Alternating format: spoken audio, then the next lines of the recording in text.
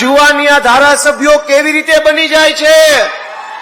વર્ષો સુધી ભાજપે ગુજરાતમાં એવી રીતે સરકાર ચલાવી કે જે ગુંડા હોય એ ધારાસભ્ય બની શકે, લફંગા હોય એ ધારાસભ્ય બને, 2 નંબરિયા હોય એ ધારાસભ્યો બને. ગુજરાતના ઇતિહાસમાં પહેલી વખત આમ આદમી પાર્ટીના માધ્યમથી અરવિંદ કેજરીવાલજીના નેતૃત્વમાં મારી જેવા, ચૈતરભાઈ જેવા નાના પરિવારના છોકરાઓ ધારાસભ્યો બનવા લાગ્યા છે.